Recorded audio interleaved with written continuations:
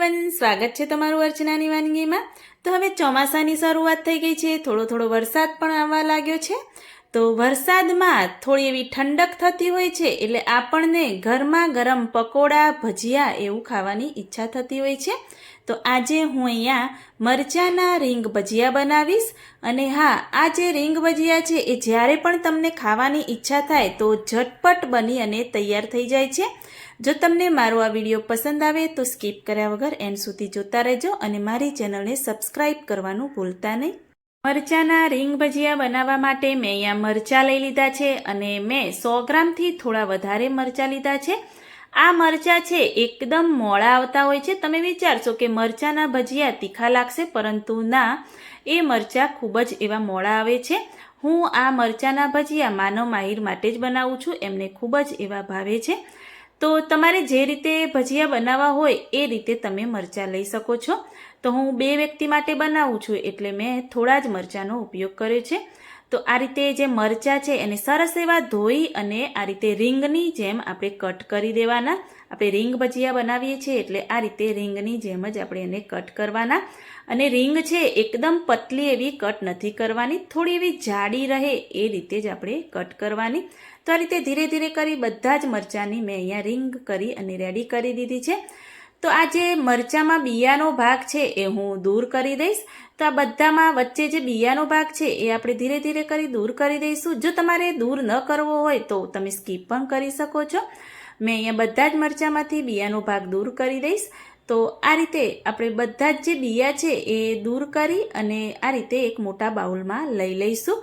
હવે એમાં મસાલા કરીશું। ચપટી જેવી હિંગ એડ કરીશું, ટેસ્ટ અનુસાર મીઠું એડ કરીશું, ચપટી જેવી હળદર એડ કરીશું અને થોડું એવું આદું આપણે અંદર છીણી દઈશું।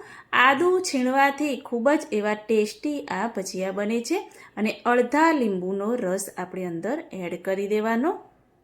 બસ ફક્ત આપણે આટલા જ મસાલા અંદર કરવાના છે, કોઈ બીજા વધારાના મસાલા આપણે નથી કરવાના। આટલા મસાલામાં જ પણ આપણા ટેસ્ટી એવા રીંગ ભજીયા બનીને તૈયાર થશે। તો મેં અહીંયા 3 થી 4 ચમચી બેસન એટલે કે ચણાનો લોટ લઈ લીધો છે, એના એડ કરી દઈશું અને આ રીતે હાથથી આપણે મિક્સ કરીશું। તો અત્યારે આપણે પાણીનો ઉપયોગ નથી કરવાનો, આ રીતે લોટ છે એને અંદર મિક્સ કરવાનો। જો જરૂર પડશે તો 2 થી 3 ચમચી તમે પાણી એડ કરી શકો છો। તો આ રીતે થોડો લોટ પણ ઓછો હતો, થોડું પાણીની જરૂર પડી તો આ રીતે થોડું પાણી છાંટતું રહેવાનું અને આપણે મિક્સ કરતું રહેવાનું। પાણી વધારે ન પડી જાય એનું પણ તમારે ધ્યાન રાખવાનું। આ ભજીયામાં લોટનું પ્રમાણ એકદમ ઓછું રાખવાનું અને મરચાંનું પ્રમાણ વધારે રાખવાનું। તો તમે જોઈ શકો છો કે આ રીતેનું આપણે કોટિંગ કરવાનું। તો હવે સાઈડમાં તેલ પણ ગરમ કરવા મેં રાખી દીધું છે। તો તેલ થોડું એવું ગરમ થાય એટલે આ રીતે એક રીંગ લઈ આપણે અંદર એડ કરતા રહીશું અને ગેસની ફ્લેમ આપણે મીડિયમ કરવાની। જો તમે થોડી એવી ફૂલ રાખશો તો મરચાં છે, ભજીયા છે, એકદમ લાલાશ પડતા થઈ જશે અને અંદરથી થોડા એવા કાચા રહેશે। તો આ રીતે એક કરી ફટાફટ આપણે પહેલાં તો રીંગ અંદર એડ કરી અને ઝારાની મદદથી આ રીતે ઉલટાવતા રહીશું એટલે બંને બાજુ સરસ એવા કૂક થઈ જાય।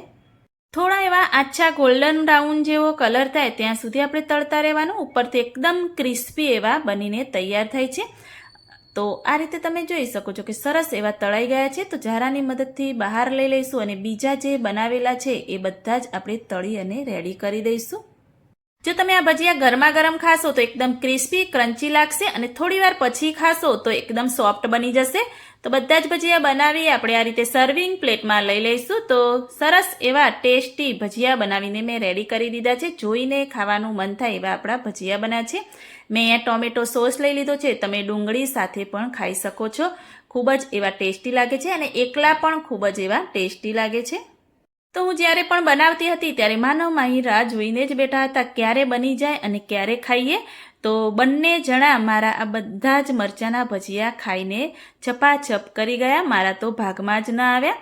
જો તમે પણ આ ચોમાસામાં વરસાદની ઋતુમાં એકવાર મારી આ રેસીપી ચોક્કસથી ટ્રાય કરજો અને મને કમેન્ટમાં જરૂરથી બતાવજો કે મારી આ રેસીપી કેવી લાગી। જો સારી લાગી હોય તો મારી ચેનલને લાઇક શેર